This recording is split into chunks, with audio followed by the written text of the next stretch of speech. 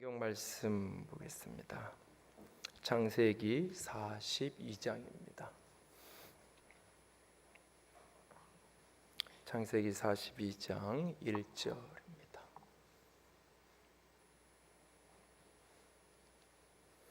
1절에서 9절 말씀까지 한 절씩 돌아가면서 읽습니다. 그때 야곱이 애굽에 곡식이 있음을 보고 아들들에게 이르되 너희는 어찌하여 서로 바라보고만 있느냐?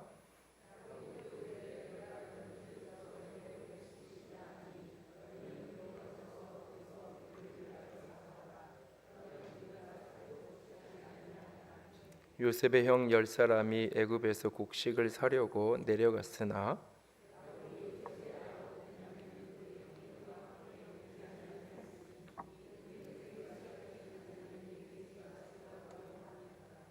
이스라엘의 아들들이 양식 사러 간 자 중에 있으니 가나안 땅에 기근이 있음이라.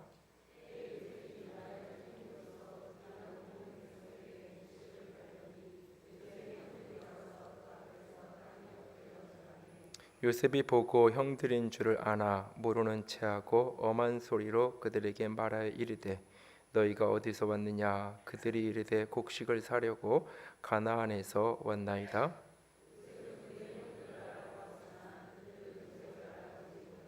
함께 읽습니다. 요셉이 그들에게 대하여 꾼 꿈을 생각하고 그들에게 이르되 너희는 정탐꾼들이라 이 나라의 틈을 엿보려고 왔느니라. 아멘. 기도합니다. 영광의 하나님, 사랑의 하나님, 이 시간 살아계신 주의 음성을 듣기 원합니다. 우리의 마음을 열어주시고 하늘의 영으로 하늘의 생명으로 충만하게 하여 주시옵소서. 연약 가정을 십자가 뒤에 온전히 가리시고 살아계신 주님만, 우리 주님만 드러나시고 영광 받으시는 귀한 시간으로 온전히 사용하여 주시옵소서. 주께만 온전히 붙들려지기를 원하며 우리 주님 예수님 이름으로 기도드렸습니다. 아멘. 독일 나치 정권 당시 네덜란드에 살았던 코리텐 붐이라는 분이 계십니다.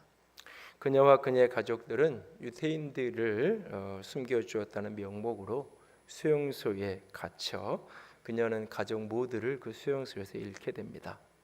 학대 속에서도 기도 중에 기적적인 도우심과 함께 선방될 수 있었던 그녀는 전쟁이 끝난 뒤에 전 세계를 다니며 나치의 학살을 알린 것뿐만 아니라 나치의 잘못에 대해 용서를 전했습니다.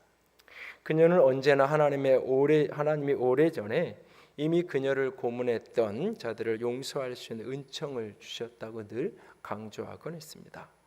그런 그녀가 1961년 데이비드 시멘즈 박사와 나누었던 이야기가 잘져진 꿈의 치유라는 책에 실려 있습니다.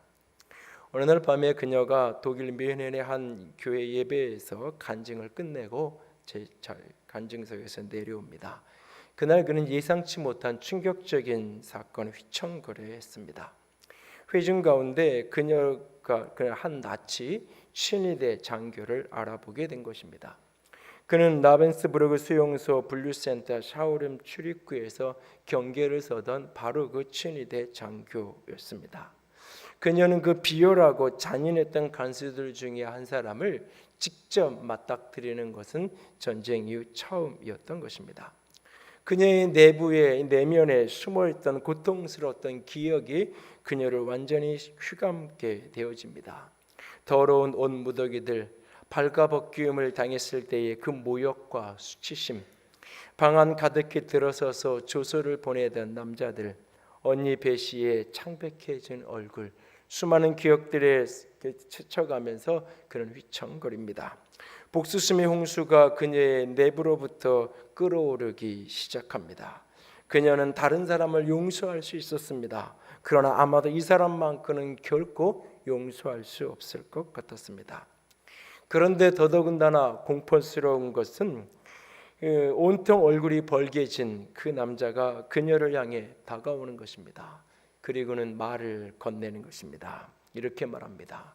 자매님, 당신의 말씀에 감사드립니다.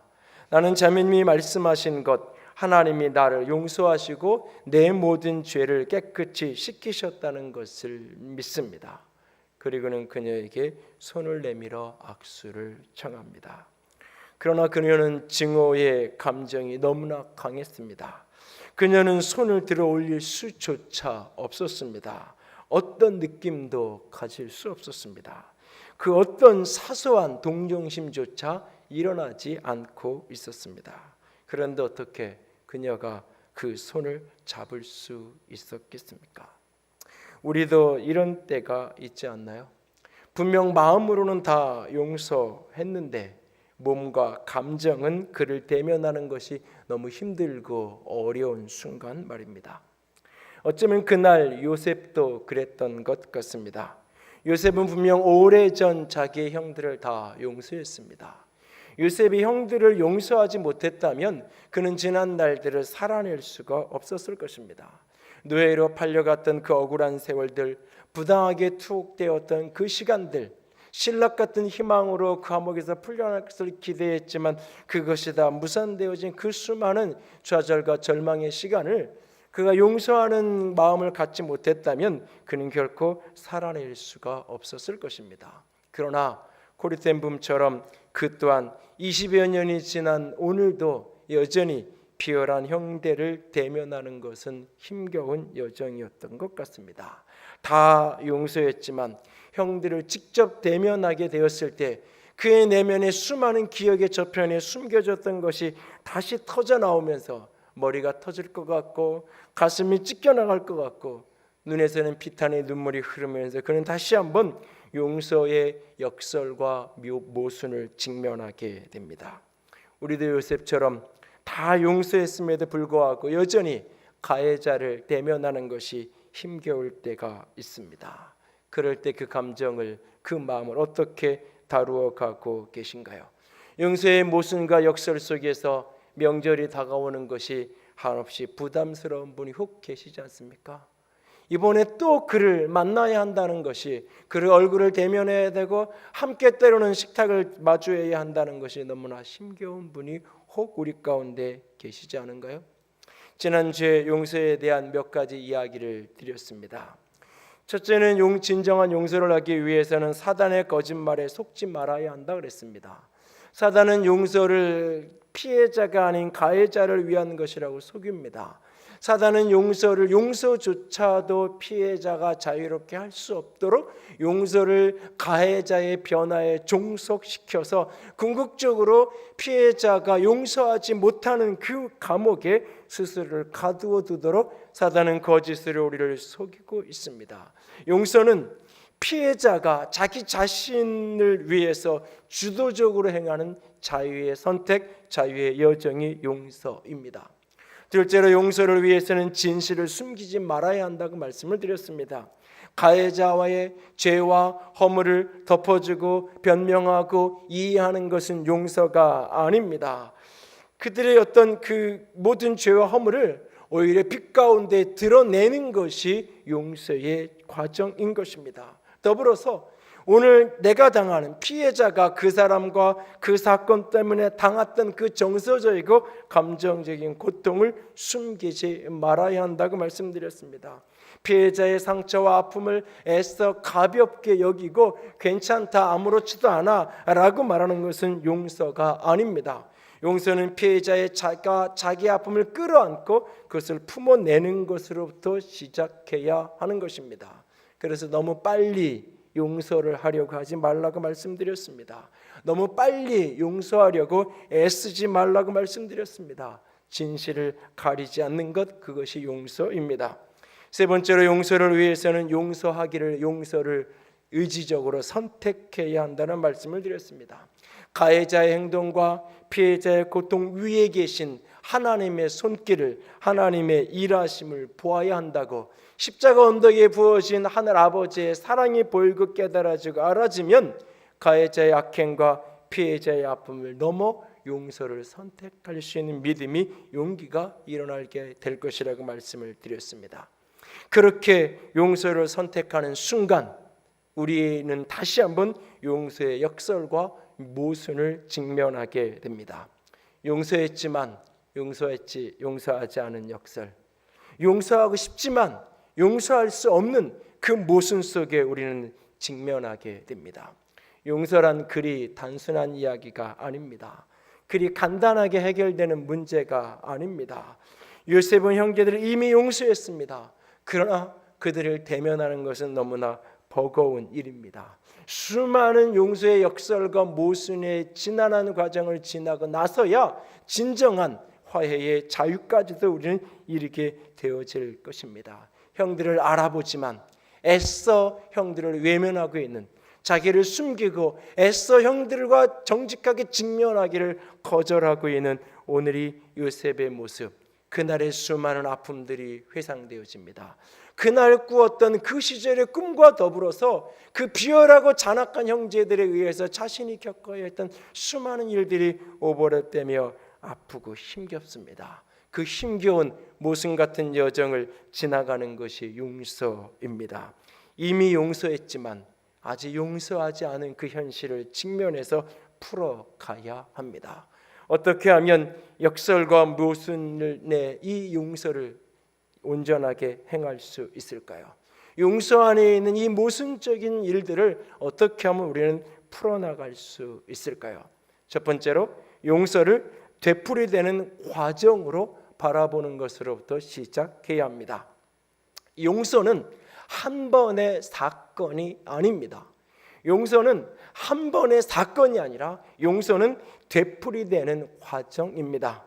용서했음과 용서할 수 없음이 함께 공존하는 것이 용서의 과정입니다. 여러분, 내가 어디 가서 음식을 많이 먹었어요. 맛있게 잘 먹었어요. 그리고 집에 들어가니까 저녁 먹었냐고 물으니까 배부르고 맛있게 잘 먹었다 그래요. 그런데 식탁에 또 맛있는 요리가 있어요. 그러면 또 먹고 싶어져요. 그리고 때로는 또 먹게 돼요. 그럼 옆에서 한마디 하잖아요. 배부르다며, 잘 먹었다며, 그거 왜 먹냐고. 여러분, 앞에서 이야기했던 나 저녁 잘 먹었고 배부르다는 말이 거짓말인가요? 그것도 진실이에요. 배불러요. 그런데도 오늘 내가 좋아하는 요리의 냄새가 나면 그거 먹고 싶은 충동을 느끼고, 그래서 때로는 먹게도 되는 게 그게 현실이에요. 모순이지만 이게 잘못된 게 아니에요. 모순이지만 이것이 거짓이 아니에요. 이것이 현실이에요. 용서했지만 용서하지 못함이 공존하는 게 용서의 문제 속에서 우리가 직면해야 될 모순적 현실이에요. 그날 귀신 들려서 간질병을 앓고 있는 한 아이의 아버지가 그 아이를 데리고 예수님과 예수님의 제자들에게 이 아이를 고쳐달라고 찾아옵니다. 그런 그 아버지를 향하여 예수님이 이렇게 말씀하십니다. 할 수 있거든이가 무슨 말이냐? 믿는 자에게 능히 하지 못할 일이 없다라고 주님이 말씀하십니다. 그 말씀을 듣고는 오늘 그 아버지가 예수님께 소리 지르며 이렇게 말합니다. 마가복음 9장 24절 다 같이 읽습니다. 곧 그 아이의 아버지가 소리질러 이르되 내가 믿나이다. 나의 믿음 없는 것을 도와주소서 하더라. 내가 믿나이다. 그런데 나의 믿음 없는 것을 도와주십시오. 내가 믿는데 내가 믿음이 없습니다. 내가 용서하는데 용서했는데 용서하지 못하겠습니다. 내가 다 용서했고 다 씻겨냈고 마음의 평안과 자유도 때로는 경험했어요. 그런데 저 앞에서 그 사람이 오면 나도 모르게 내 몸은 반대편 계단으로 내가 흘러가는, 그러면서 그 계단을 내려가는, 그러면서 스스로가 내가 이것밖에 안 되는구나 라고 하는 자기 현실을 직면해야 될 때가 혹 있지 않는가요? 저는 정말이지 이해할 수가 없어요. 그날 데이빗 시멘즈 목사님을 찾아온 데니의 말입니다. 그 말 속에는 분노할 만큼의 아주 잔인한 기운이, 그 아주 분노가 서려 있었습니다. 저는 2주 전에 한 수양관에 들어갔습니다.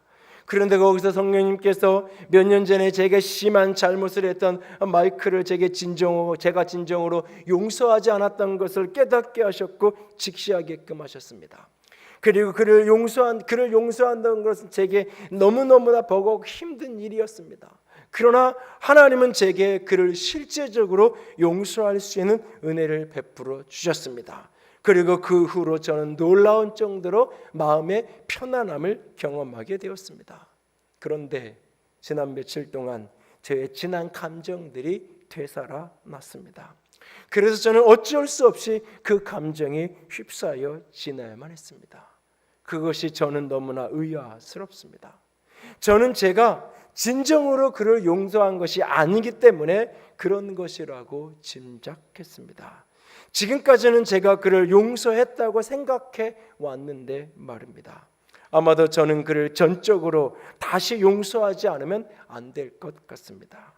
하지만 이렇게 목사님을 찾아와 이야기한 것 때문에 이번엔 제가 그를 쉽게 용서하지 못할까 봐 또 두렵기도 합니다. 저는 정말이지 이 일에 관해서 제가 어떻게 해야 할지를 모르겠습니다. 등장인물과 사건의 스토리와 배경은 다르지만 이와 비슷한 경험을 하지 않은가요? 특별히 수많은 그리스도인들이 용서의 문제 앞에 끊임없이 좌절하고 절망하는 경험을 할 때가 있습니다. 그러나 여러분, 바로 그 모습이 용서의 과정입니다. 내가 아직은 완벽하게 자유롭게 되지 못했지만 여전히 그럼에도 불구하고 용서하기 위해 씨름하는 그 여정 속에서 이 모순을 직면하는 그것이 용서입니다. 요셉은 형들을 용서했지만 여전히 자신의 정체성을 드러낼 수 없던 그 순간 보복이 아닌 용서를 선택하는 것, 그것이 바로 용서의 여정입니다. 용서는 한 번의 사건이 아니라 되풀이되는 과정입니다. 어느 날 베드로가 예수님께 이렇게 질문합니다. 예수님, 사람들이 죄를 범하면 몇 번이나 얼마나 용서해 줘야 합니까? 7번 정도 용서하면 될까요? 라고 예수님께 묻습니다. 당시의 랍비들의 가르침은 누군가가 죄를 범하면 3-4번이라고 3번까지는 용서해 주라고 랍비들이 가르쳤습니다. 그 예수님께 베드로가 물으면서 3번이라고 물으면 평상시에 예수님에 대한 경험을 비추어 보면 예수님은 랍비들의 가르침보다 뛰어나신 그런 어떤 요구를 하시는 분이니까 7번 정도 얘기하면 칭찬받겠다 싶어서 7번 정도 용서하면 되나요? 라고 묻습니다. 그런데 예수님은 전혀 다른 차원의 이야기를 하십니다. 마태복음 18장 21절과 22절입니다. 다 함께 읽습니다. 그때에 베드로가 나와 이르되 주여, 형제가 내게 죄를 범하면 하오리이까? 예수께서 이르시되 내게 있노니 7번뿐 아니라 70번을 할지니라. 7번을 70번까지 할지니라 말씀하십니다. 여러분, 이게 무슨 말입니까? 7절에 49에서 490번 용서해라, 그 이야기인가요? 이 본문은 여러 가지로 해석이 가능합니다. 어떤 한 사람이 있을 때 490가지의 수많은 다른 죄에 대해서 용서하라고. 이 사람이 이 A라는 죄를 짓고 B라는 죄를 짓고 C라는 죄를 짓고 수만 가지의 저 사람이 지었던 죄의 종류와 컬러에 상관없이 그 무수한 죄를 무조건적으로 용서하는 자가 되라고. 또는 이것이 이렇게 해석이 됩니다. 똑같은 죄를 저 사람이 반복할 때, 똑같은 죄를 그렇게 거짓말하지 말라고 그렇게 얘기했는데 또 거짓말하고, 그렇게 시간 약속 좀 지켜달라는지 또 안 지키고, 똑같은 잘못을 수없이 반복할 때 3번까지는 내가 참는다, 아니 7번까지는 내가 참아줄게, 아니 7번에 70번까지도 용서해라 라는 이야기 맞습니다. 그런 해석이 가능합니다. 또한 이 이야기는 이렇게 가능합니다. 상대방이 한 행위는 단회적입니다. 그 사람이 한 행동을 한 번밖에 나한테 그렇게 한 적이 없습니다. 그런데 내 안에 끓어오르는 것은 끊임없이 나를 힘들게 합니다. 그 사람은 단 한 번 나를 속였을 뿐이에요. 그 사람은 날 한 번 아프게 했을 뿐이에요. 그런데 그 아픔의 상처가 여전히 오늘도 나를 힘들게 만들고 오늘도 나를 고통스럽게 만들어요. 그랬을 때 또 어제 내가 그 사람의 하나의 행동에 용서했어요. 그러면 내일 그 모든 것이 자유해졌으면 좋겠는데 그렇지 않아요.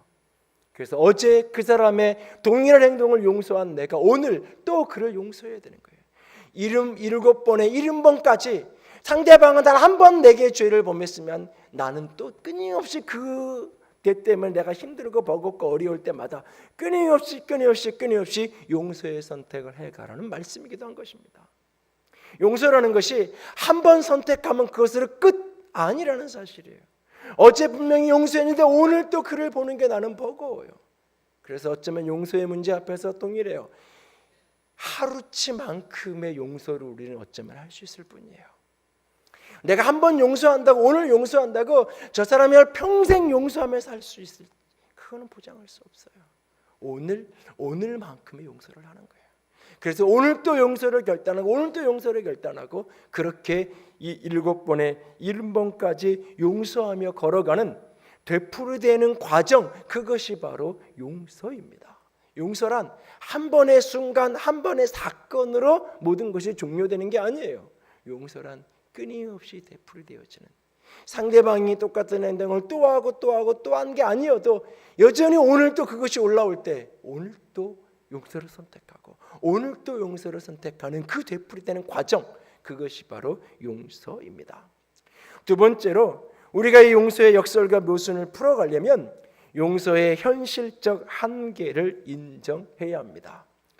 용서 가운데 현실적인 한계, 용서 속에서 내가 할 수 있는 일이 있고 할 수 없는 일이 있다는 것을 정직하게 인정해야 합니다.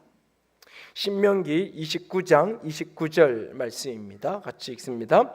감추어진 일은 우리 하나님 여호와께 속하였거니와 나타난 일은 영원히 우리와 우리 자손에게 속하였나니 이는 우리에게 이 율법의 모든 말씀을 행하게 하심이니라. 어쩌면 요셉의 생애를 관통하는 성경 구절이 몇 개의 성경이 있는데 그 구절 가운데 하나가 이 신명기 29장 29절일 것입니다. 감추어진 일, 신비에 속한 일, 그건 하나님의 몫이, 하나님의 것이고, 나타난 일, 드러난 일, 일상에 속한 것은 우리의 몫이라고 말합니다. 그렇다면 우리가 집중해야 될 것이 무엇인가요? 그것은 내 몫으로 주어진 우리의 것에 집중해야 되는 거예요. 어느 시점인지는 정확히 모르지만 제가 이 관점을 바꾸고 나서부터 많은 게 자유로워지고 많은 것이 달라진 부분들이 바로 이 부분이에요. 내가 할 수 있는 것과 할 수 없는 것을 깨닫고 할 수 없는 것에 대해서 자유하는, 내가 내 부모를 바꿀 수 없고 내가 할 수 없는 것을 안고 내가 끌어하고 버거워하고 나는 왜 이런 데서 태어났고 나는 왜 이런 짐을 지고 살아야 되고 얘 인생에 아무런 소용이 없는 거예요. 내가 오늘 집중할 수, 내가 할 수 있는 것에 집중하는 것, 내가 할 수 없는 것에 대해서는 그 하나님의 영역인 거예요. 그거는. 그러나 내가 할 수 있는 내 영역은 하나님이 내게 맡기신 영역, 내가 할 수 있는 그것에 집중하고 할 수 있는 그것을 최선을 다해서 인생을 살아가는 것. 요셉이 17살에 하나님이 꿈꾸게 해서 꿈을 꿨어요. 그 꿈을 이루는 것은 요셉의 몫이 아니에요. 오늘날 이런 어떤 성공학 교과서, 사명선언서 이런 이야기들을 하면서 굉장히 왜곡되게 이해하는 것 중에 하나가 내가 인생의 목표를 정하고 그것을 내가 이루어갈 수 있다고 착각해요. 아니에요. 꿈을 하나님이 주셨고 그 꿈을 이루는 몫은 내게 있지 않아요. 하나님의 몫이에요. 그것은. 요셉이 그날 이 형제들이 와서 무릎 꿇는 그 순간 꿈을 기억했다 그랬어요. 꿈이 생각났다 그랬어요. 지금 하나님이 약속하신 그 꿈이 이루어져서 형제들이 지금 내 앞에 무릎 꿇고 있어요. 내가 이 일을 이룬 게 아니에요. 형제들을 내 앞에 무릎 꿇게 만든 게 내가 한 게 아니에요. 하나님이 꿈꾸게 하셨고 하나님이 하셨어요. 오늘 이 지금 이 순간 이 현상 앞에서 또 내가 하나님이 이 일을 통해 하고자 하는 일이 뭔가, 그것을 보고 내 몫의 길을 걸어가면 되는 것뿐이에요. 창세기 41장 25절에 이 요셉이 바로를 만났을 때 바로의 꿈을 해석해 주면서 이렇게 이야기를 해요. 하나님이 그가 하실 일을 바로에게 알리신 겁니다. 꿈이라는 것, 하나님이 하실 일을 하나님께서 바로 왕에게, 당신에게 알려주신 것입니다. 이 이야기는 요셉의 신앙 고백이기도 해요. 내 꿈을 내가 이룰 수 있는 게 아니에요. 그 꿈을 이루는 건 하나님의 몫이에요. 내가 해야 될 것은 내 있는 자리에서 내 몫을 감당해 가는 거예요. 내가 아버지 집에 있든지 보디바라 집에 노예로 있든지 강간미수범에 누명을 쓰고 감옥에 들어갔든지 총리가 되었든지 관계없이 내가 할 수 없는 어떤 것이 아니라 할 수 있는 것. 형제들은 나를 시기하고 질투하고 미워하지만 아버지가 내게 맡긴 일이 형제들이 자든나 가서 둘러보고 오라 그랬어요. 형제들을 찾아가는 거예요. 가니까 없어요. 형제들이 어디나 수소문 해보니까 도단으로 갔대요. 그러니까 따라가는 거예요. 내가 할 수 있는 일을 하는 것뿐이에요. 노예로 팔려갔어요. 노예가 되었어요. 노예로서 내게 주어진 일, 청소하는 일이든 뭐 내게 주어진 그 일을 내가 할 수 있는 일을 해가는 거예요. 내가 보디바라 집의 가정 총무가 되었어요. 그날 내 자신에게 주어진 한계를 정확하게 인정해요. 내가 가정 총무로서 해야 될 일과 해서는 안 되는 일, 정확하게 그 일을 열정적으로 감당할 뿐이에요. 총리가 되어서도 그는 나라를 살리겠다, 온 백성 만민, 천하 만민을 살리겠다, 그런 비전을 가지고 거기에 헌신한 게 아니에요. 그는 총리로서 풍년의 때에 경제가 호황기에 이걸 잘 관리해서 세금을 적정하게 걷어서 창고를 만들고 잘 곡식을 보관하는 일을 했어요. 기근이 들어서 어려우니까 창고를 열어서 수많은 사람들이 공급받을 수 있도록 일을 한 거예요. 총리로서 총리의 역할을 충실하게 했을 뿐이에요. 요셉은 어느 날 하나님은 왜 내 꿈을 이루어지지 않느냐고 소리치지 않았어요. 자신의 인생이 자신이 꾸었던 꿈과 정반대의 나락으로 떨어지는 그 순간조차도 도대체 내 꿈은 언제 이루어지는 거냐고 묻지 않아요. 왜? 내가 꾼 꿈이 아니에요. 하나님이 꾸게 하신 꿈이에요. 이 꿈을 이루는 주권은 내게 있는 게 아니에요. 하나님의 손에 있는 거예요. 내가 어디에 있든지 나는 내 몫의 길을 걸어갈 뿐이에요. 요셉은 그렇게 자기 한계를 인정하고 자기 몫을 감당해 가는 것을 보게 되었습니다. 저는 요즘에 이 말씀을 다시 한번 적용하면서 이런 생각을 종종 해요. 주변에 아파트들이 입주를 하면서 어떤 분들은 이런 얘기를 해요. 왜 좀 더 열정적이고 적극적으로 전도를 해야지 왜 그러냐고 이렇게 되묻기도 해요, 저한테. 또 어떤 분은 그 예의를 갖춰서 이렇게 문 열린 집 아니면 띵동 누르고 이렇게 찾아가는 일이 없는데 배려하고 그런 모습들이 좋다고 말하기도 해요. 그런데 분명한 건 뭐냐? 우리가 할 수 있는 일이 있고 할 수 없는 일이 있어요. 예배 속에서 하나님의 임재를 경험하고 예배의 감격을 경험하도록 돕고 친절하게 교회를 안내하는 것까지가 우리가 할 수 있는 일이에요. 그 나머지는 우리가 할 수 있는 일이 아니에요. 어떤 분은 그냥 한번 나와서 예배도 못 드리고 아기 때문에 3층에 2층에 올라가서 아기만 보고 있었어요. 그런데 그날 바로 등록카드를 내기도 해요. 어떤 분은 몇 개월을 다니면서도 조금 더요 그러면서 또 생각을 해요. 그러고 한 달 다른 데를 가보기도 해요. 그러다가 또 다시 와서 등록을 하기도 해요. 안 하기도 해요. 그거는 내 몫이 아니에요. 우리가 할 수 있는 어떤 게 아니에요. 그건 하나님 앞에서 본인이 하는 일이에요. 하나님 앞에서 각 사람에게 하나님께서 주시는 감동을 따라 하시는 일이에요. 우리는 우리의 몫을 감당해 가면 돼요. 내가 할 수 없는 일들 때문에 씨름하고 괴로워가는 것 아무런 의미가 없어요. 특별히 용서의 문제에 있어 이 관점을 갖는 게 중요해요.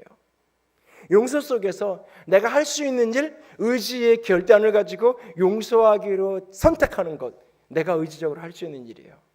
그러나 그 선택 이후에 감정이, 용서의 감정이 뒤따라오는 것, 이것은 내 영역이 아니에요. 용서의 결단을 자발적 의지적으로 하는 건 내가 선택할 수 있는 거예요. 그러나 그 용서 이후에 감정이 뒤따라오는 것은 내 영역이 아니에요. 그건 하나님의 영역이에요. 로마서 12장에 너를 핍박하는 자 있으면 축복하라고, 원수를 축복하고 기도하라 그랬어요. 그러면서 동시에 뭐라고 얘기하면 원수 갚는 것은 내 몫이 아니야. 원수 갚는 것은 하나님의 것이야. 원수 갚지 말라고 이야기해요. 내 몫의 역할을 하는 거예요. 용서의 문제 앞에서 내가 할 수 있는 일은 용서의 결단을 하고 용서를 실천하는 거예요. 그러나 거기에 감정이 뒤따라오는 것은 내 영역이 아니에요. 요셉은 그날 형제들을 만나는 게 너무 힘들었어요. 그래서 자신의 정체를 감춰요. 그런데 어느 날 지난주에 보았던 창세기 45장에 보면 45장 1절에 그가 그 정을 주체할 수 없었다 그래요. 이 내면의 감정을 주체할 수 없을 만큼 형제들을 향한 긍휼의 마음, 사랑의 마음이 터져 나오는 거예요. 그리고 그는 자기의 정체성을 드러내고 끌어안고 울어요. 창세기 50장에 가서 형제들이 그제야 정확하게 자기 죄를 시인하고 고백하는 그날에, 이제 다다음 주에 용서 받음의 문제에 대해서 다룰 때 다루겠지만, 그날에야 고백하면서 자기 죄를 인정하고 엎드린 그날에 또 역시 요셉은 울어요. 그러면서 그 형제도 오히려 위로하고 격려해요. 가해자를 피해자가 가해자를 위로하고 격려하는 것, 감정이 뒤따라오지 않고 이거는 불가능해요. 그것이 처음부터 그날부터 된 게 아니에요. 어느 날 하나님의 은혜로 이 두 가지가 분리된다는 사실이에요. 지난주에 이 용서에 대한 이야기를 하면서 여러 차례 인용했던 영화 밀양을 보면 그 시내가 자기 아들을 죽인 살인범을 용서하겠다고 교도소를 찾아가요. 그런데 그 가는 길목에서 길거리에서 그 살인범의 딸이 그 불량배들에게 이렇게 붙들려가지고 이렇게 희롱을 당하고 그 위협을 당하는 그런 장면을 만나게 돼요. 그런데도 보고도 애써 외면을 해요. 내 아들을 죽인 살인자의 딸이 위험에 처했는데 그거를 가서 도와줄 만큼 아직 이 마음이 안 되는 거예요. 아직 마음이 자유롭지 않은 거예요. 그러다 그 장면을 집중해서 보느라고 신호 바뀌는 걸 몰라가지고 신호가 빨간불로 바뀌었는데 출발하려다가 횡단보도를 건너는 사람을 칠 뻔합니다. 깜짝 놀라죠. 그때 사람이 뭐라 그러니까 미안하다고 죄송하다고 막 그래요. 그런데도 불구하고 계속 뭐라 그러니까 거기다 대고 이제 맞삿대질을 하고 맞대응을 하는 모습을 보게 됩니다. 무슨 얘기예요? 용서했지만 이 감정이 자유롭지 않은 거예요. 아직. 지금 이 여인이 시내에게 필요한 것은 내가 의지적으로 용서하기를 선택했지만 여전히 감정이 따라오는 이 모습을 그대로 주님 앞에 인정하는 거예요. 그리고 아직 감정이 따라오지 않은 자기 자신을 충분히 기다려 주어야 되는 거예요. 이 여인이 용서하겠다고 결단한 게 거짓말인가요? 가짜인가요? 위선으로 누군가한테 보이려고 그런 거예요? 아니요, 그거 진실이에요. 아직 감정이 따라오지 않는 것도 진실이에요. 내가 의지로 용서를 선택하는 것은 내가 할 수 있는 영역이에요. 하나님 용서하겠습니다 라고 결단하는 것. 그러나 그 이후에 감정이 뒤따라오는 것은 내 영역이 아니에요. 하나님의 영역이에요. 바로 이 부분에 많은 그리스도인의 좌절이 있고 많은 그리스도인의 자기 정죄의 문제가 있어요. 자신을 정죄하지 말라고 성경을 수없이 이야기해요. 그럼에도 불구하고 많은 그리스도인, 특별히 소위 성숙한 그리스도인이라고 말하는 교회 생활을 오래 했다는 사람일수록 자기 정죄감이 깊이 빠져 있는 경우가 많아요. 왜? 나는 미워하고 싶지 않은데, 나는 모든 교인들하고 다 잘 지내고 싶은데, 나는 누가 좀 마음이 불편해서 고개 돌리고 그런 사람이고 싶지 않은데, 그래서 하나님 앞에 엎드려서 나 편안하게 해달라고 용서하겠다고 자유한 자로 살아가겠다고 결단하는데, 용서로 결심하는데 막상 그 상황에 가면, 막상 그 사람을 만나면 내 몸은 경직되고 내 고개는 돌아가고, 그러면서 마주오는 그 사람을 피해서 반대편 계단으로 내려가면서 스스로를 한없이 정죄해요. 이것밖에 안 되는. 그래서 끊임없이 인위적으로 용서의 감정을 만들어내려고 애를 써요. 그 방법 중에 하나가 상대방을 이해하려고 노력하는 거예요. 이해가 되면 조금 감정이 누그러지니까. 그래서 심리 분석을 하기도 하고, 저 사람은 이런 스타일의 사람이니까, 저 사람은 이런 환경에서 자랐으니까, 그러니까 이런 거야. 저 사람이 그날 집에서 아침에 이런 일이 있었대. 그래서 이렇게 한 거래. 무언가 그것을 이해해 보려고 애를 써요. 그 이해가 되면 이 감정이 조금 가라앉고 어떻게 될 것 같으니까. 그리고 실제로 이해가 되면 조금은 감정이 누그러져요. 그러나 이게 다 사라지지 않아요. 인위적으로 이 감정을 바꾸려고 애쓰지 마세요. 그리고 인위적으로 이 감정이 다루어지지 않는다고 자신을 정죄하지 마세요. 왜? 할 수 있는데 안 하는 게 아니에요. 내가 하나님 앞에서 용서하기를 결단하고 용서하겠습니다라고 고백하고 나가는 건 내가 할 수 있는 일이에요. 그 일을 안 한다면 내가 할 수 있는 걸 하지 않는 불순종이에요. 그러나 그렇게 했음에도 불구하고 이 감정이 자유로워지지 않는 것, 이 마음이 편안해지지 않는 건 내가 하는 게 아니에요. 내가 마음이 불편하라고 불편하는 게 아니에요. 나는 더 이상 그 사람 앞에 긴장하고 싫다고 아무리 생각해도 그 만나기만 하면 긴장이 돼요. 그 전화번호만 뜨면 그냥 가슴이 뛰어요. 시어머니 다 용서했고 자유로워졌고 이해했다고 얘기했는데 전화번호에 그 시어머니 시댁 전화번호만 딱 뜨면 나도 모르게 심장이 뛰어요. 나는 여전히 시어머니조차도 사랑하지 못하는 그런 못된 며느리여서 심장이 뛰는 게 아니에요. 자기 자신을 정죄하지 마세요. 내가 할 수 없는 영역이에요. 그래서 그 할 수 없는 걸 붙들고 하나님께 은혜를 구하는 거예요. 하나님 이 마음을 만져달라고. 할 수 없는 이것을 하나님 바꿔달라고. 내가 할 수 없다고. 주 앞에 나아가 엎드려져야 하는 거예요, 여러분. 용서의 문제 앞에서 많은 그리스도인들이 끊임없이 용서에 대한 설교를 하거나 나눔을 할 때마다 자기 정죄에 빠지는 부분이 이 부분이에요. 지난주 중에도 한 분이 용서 목사님 지난주에 그 얘기하셔서 너무 며칠 동안 힘들었다고 그러길래 제가 그랬어요. 이번 돌아오는 주에 안 나오면 용서가 그게 부담스러워서 안 나오는 줄 알 거라고. 그 속에서 내가 의지로 결단해야 되는데 그것조차 하기 싫을 때가 있어요. 그것조차 할 수 없을 때가 있어요. 하나님 앞에서 심각하게 씨름하고 내가 의지로 결단해야 돼요. 이거는 순종과 불순종의 문제, 상대방의 변화와 가해자의 행위에 상관없이 하나님의 말씀에 대한 나의 순종의 반응이니까 용서를 내가 선택하는 거예요. 그러나 감정이 따라오는 건 내 영역이 아니에요. 헨리 클레어 모리스는 이런 이야기를 해요.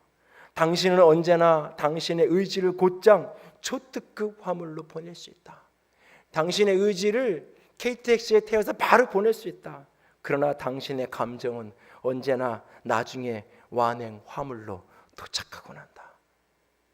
내 의지의 결단은 하나님 앞에 단숨에 KTX 통해서 바로 보낼 수 있는데 내 감정의 변화가 찾아오는 것은 한참 걸리는, 이게 차라도 타고 오는 건지 모르겠는, 이게 오기는 오고 있는 건지 모르겠는 그런 어떤 시간을 거쳐서 흘러가는 거예요. 그래서 자기 자신을 기다려줘야 돼요. 감정이 따라오지 않는 자기 자신을 정죄하지 말고, 죄책감 속에 자기 자신을 괴로움의 자리에 집어넣지 말고, 그런 자기 자신을 그냥 그렇게 여전히 힘들고 버거운 자기 자신을 감싸 안으며 스스로 도닥거리며 스스로를 기다려줘야 돼요. 그러니까 하나님이 내 속에서 그 일을 이루어 가실 수 있도록, 하나님이 내 감정을 치유하고 온전히 회복하실 수 있도록, 그분이 하실 수 있도록 그분의 역사를 기다려줘야 돼요. 용서란 한 번의 사건이 아니에요. 한 번 DTS 가고 한 번 인카운터 수양회에서 한 번 용서가 결단하면 그 다음부터 100%의 자유를 경험하는 게 아니에요. 왜 다 용서했는데 왜 또 그 얘기를 물어보세요? 용서는 되풀이되는 과정이에요. 그 용서 속에 내가 할 수 있는 게 사실은 많지 않아요. 내가 할 수 있는 게 많지 않아요. 내가 할 수 있는 건 하나, 의지적으로 결정하는 거예요. 용서하겠다라고 결단하는 게 내가 할 수 있는 일이에요. 그 뒤에 감정이 따라오는 것, 더 나아가서 몇 주 뒤에 살필 화해가 이루어져서 함께 손잡고 웃으면서 즐거운 삶을 살아가는, 이건 더 내 영역이 아니에요. 더 내가 할 수 있는 게 아니에요. 사실은 내가 할 수 있는 것과 할 수 없는 것의 현실적 한계를 정확하게 인정하십시오. 오늘도 용서하지 못하는 자신 때문에, 그 감정이 따라오지 못하는 모습 때문에 스스로를 정죄하며 스스로를 비난하고 있나요? 그래서 목소리는 성령의 소리가 아닙니다. 그것은 나를 참소하는 자 사단의 거짓말입니다. 자신을 정죄하지 마십시오. 그저 어쩔 수 없는 자기 자신을 기다려주고 안아주십시오. 그리고 세 번째, 용서에 임하시는 하나님을 신뢰하십시오. 용서 가운데 일하시는, 용서 가운데 임재하시는 하나님을 신뢰하십시오. 예수님이 마가복음 10장 27절에 이렇게 말씀하십니다. 같이 읽습니다. 예수께서 그들을 보시며 이르시되 사람으로는 할 수 없으되 하나님으로는 그렇지 아니하니 하나님으로서는 다 하실 수 있느니라. 사람은 할 수 없는데, 나는 할 수 없는데 하나님은 할 수 있다라고 말씀합니다. 용서의 문제조차도 내가 인위적으로 만들어낼 수 없는 이 용서의 감정, 난 할 수 없는데 하나님은 하실 수 있어요. 그걸 믿고 오늘도 용서를 포기하지 않기를 원합니다. 그날 자신에게로 다가와 손을 내미는 그 친위대 장교의 손을 코르텐붐은 도저히 잡을 수가 없었습니다. 그러나 하나님은 그녀의 내면에서 계속해서 그녀에게 말씀하십니다. 코리, 내 손을 내밀어라. 그러기만 하면 된다. 끊임없이 하나님은 그의 내면에서 속삭입니다. 마침내 그녀는 힘을 주기를 원하는 절망적인 몸부림 속에 기도하는 마음으로 손을 내밉니다. 손을 내미는 순간 더없이 놀라운 일이 벌어졌다고 그녀는 고백합니다. 마치 강력한 전류가 어깨에서부터 온몸을 휘감아서 자기의 손끝으로 흘러 내려가는 것 같았다고 말합니다. 분노는 녹아져 내리면서 용서하는 사랑에 저항할 수 없는 감정이 이 내면에서 자기 영혼을 전체를 사로잡았다고 이야기합니다. 그녀는 이렇게 고백합니다. 나는 하나님께 순종해서 내 손을 내밀었습니다. 그뿐이었어요. 나머지는 하나님이 다 하셨어요. 그렇습니다. 요셉도 그날 그렇게 걸어갔고 창세기 45장에 가서야 그의 감정이 폭받쳐 오르면서 끌어안을 수 있었어요. 물론 우리가 손 내민다고 항상 패턴적으로 항상 그런 것은 아니에요. 하나님의 타이밍이 그때인지 우리는 알 길이 없어요. 어느 순간에 손을 내밀었을 때 오히려 더 악한 것으로 내게 다가올 수도 있어요. 더 잔인함과 두려움으로 내게 상처가 되길 수도 있어요. 얼마든지. 그럼에도 하나님이 반드시 우리를 용서케 하실 수 있음을 믿고 용서의 여정을 멈추지 않기를 원합니다. 사람으로 할 수 없는 그것을 하나님은 하실 수 있다고 말씀하십니다. 여러분, 요셉이 위대해서 형들을 용서할 수 있었던 게 아니에요. 요셉이 특별한 사람이어서 복수하지 않을 수 있었던 게 아니에요. 하나님이 그의 선택 위에 축복하셔서 하나님이 그의 감정까지 역사해 주셨기 때문이에요. 사람이 할 수 없는 그것을 그분이 하셨기 때문에. 아이들이 어렸을 때 가장 많이 사주던 것 중에 하나가 블럭입니다. 사다가 하루 저녁 만들고 하루 종일 놀고 나면 그렇게 그냥 이렇게 먼지만 쌓여서 청소하기도 버거운 거, 거기에 꼭 돈을 들여야 되나 망설이지만 꼭 무슨 날만 되면 마트에 끌려가다시피 가면 꼭 그걸 사줘야 했습니다. 막내는 특히 과학상자까지 좋아해가지고 열심히 만들었다 뜯었다가를 합니다. 한참 블록을 만들고 있는 옆에서 이렇게 보면 열심히 뭔가를 만듭니다. 그러나 어느 순간 꼭 자기 힘으로 안 되는 순간을 경험합니다. 그런데 그 순간에도 열심히 그것을 하려고 애를 써요. 그러면 조용히 옆에 가서 할 수 없는 그것 몇 가지를 만져줍니다. 또는 이렇게 하면 된다고 한두 마디 코치를 해줍니다. 그러면 금방 그것을 하고 넘어갑니다. 그렇게 할 수 없지만 그것을 하려고 애쓰는 그 모습을 보면서 대견스럽고 커가면서 어느 날부터인가 내 손이 필요 없는 아이를 보면서 많이 자랐구나 하는 걸 느낍니다. 하나님이 우리를 보면서 마찬가지입니다. 용서하고 싶은데 용서하지 못하는 내 모습을 비난하고 정죄하고 너 왜 그것밖에 안 되냐, 너 왜 네 마음 하나 네 마음대로 다스릴 줄 모르냐라고 우리에게 손가락질하지 않으십니다. 그럼에도 불구하고 여전히 용서의 여정을 멈추지 않고 걸어가기 원하는 우리들을 바라보시면서 주님이 한없이 대견스러워하십니다.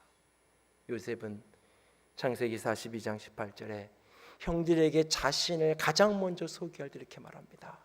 나는 여호와를 경외하는 사람이라고요. 여전히 힘들지만, 여전히 형제를 대면하는 형들을 대면하는 게 버겁지만 나는 여전히 하나님을 경외하는 사람이라고요. 이런 나조차도 하나님이 기뻐하시고 이런 나조차도 하나님이 외면하지 않는다고요. 이런 나조차도 하나님이 대견스러워하며 사랑하신다고요. 여러분이 용서의 여정을 걸어갈 때 그 용서의 여정 속에 주님이 임하여 계십니다. 할 수 없는 그것을 주께서 하게 하실 것입니다. 아니, 할 수 없어 몸부림치는 내 모습을 보면서 비난과 손가락질이 아니라 말없이 내 손을 잡아주시고 당신의 은혜로 나를 덮어 주실 것입니다. 그분을 바라보며 오늘도 다시 일어나 내 할 수 있는 되풀이 되는 여정 속에 내가 할 수 있는 용서의 결단을, 선택을 걸어갈 수 있는 저와 여러분이 될 수 있기를 주님의 이름으로 부탁을 드립니다. 찬양합니다. 내가 먼저 손 내밀지 못하고, 내가 먼저 용서하지 못하고, 내가 먼저 웃음 주지 못하고, 이렇게 거리고 있네.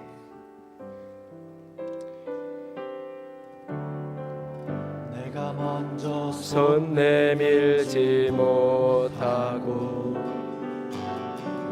내가 먼저 용서하지 못하고 내가 먼저 웃음 주지 못하고 이렇게 머뭇거리고 있네. 그가 먼저 먼저 손 내밀길 원했고 그가 먼저 용서하길 원했고 그가 먼저 웃음 주길 원했네. 나는 어찌 된 사람인가. 내가 먼저 섬겨주지 못하고 내가 먼저 이해하지 못하고 내가 먼저 높여주지 못하고 이렇게 고집 부리고 있네. 그가 먼저 섬겨주길 원했고 그가 먼저 이해하길 원했고 그가 먼저 높여주길 원했네. 나는 어찌 된 사람인가.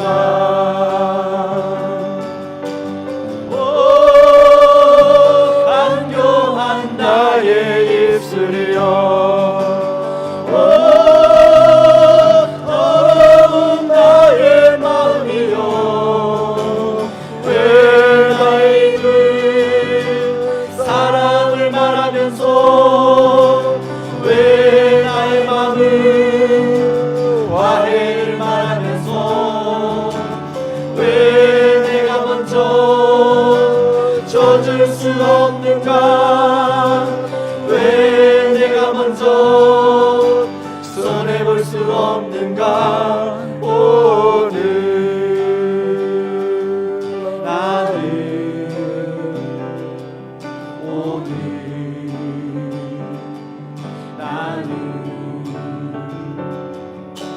주님 앞에서 몸들 바라보고 이렇게 느끼며 서 있네.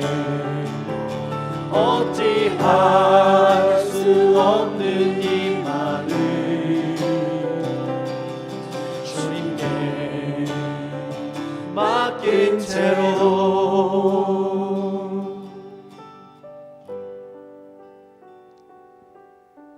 내가 믿나이다. 나의 믿음 없는 것을 도와주시옵소서. 내가 용서합니다. 나의 용서할 수 없음을 도와주시옵소서. 용서의 그 모순죄의 역설적인 현실을 그대로 품고 주 앞에 나아가기 원합니다. 내가 할 수 있는 일 용서하겠다고 결단할 수 있게 원합니다. 그러나 그 마음은 오직 주께서 이끌어 주셔야 되기에 내 마음을 주님 앞에 내어 드릴 수 있기를 원합니다. 같이 기도합니다. 사랑의 하나님, 영광의 하나님, 주님만을 바라보기 원합니다. 아버지 하나님, 아버지 하나님, 아버지 하나님, 어찌할 수 없는 이 마음을, 어찌할 수 없는 내 모습을, 예 주님,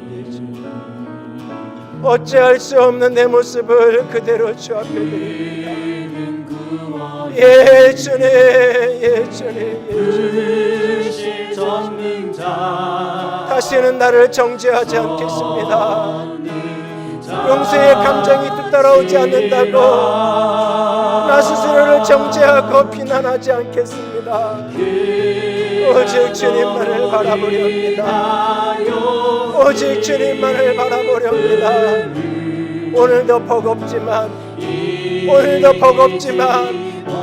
오늘도 버겁지만 어찌할 수 없는 이 마음을 그대로 주님께로, 어찌할 수 없는 이 모습을 그저 이대로 주 앞에 내어드리겠습니다. 아버지, 아버지, 아버지, 아버지,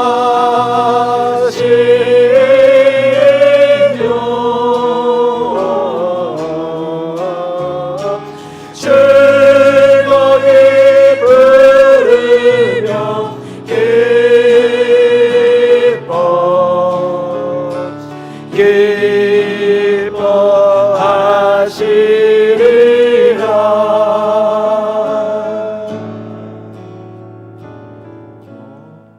기뻐하시리라. 예, 주님, 주님만을 찬양합니다. 오늘도 어찌할 수 없는 그 마음을 붙들고 그것이 용서의 여정임을 깨닫고 주 앞에 서서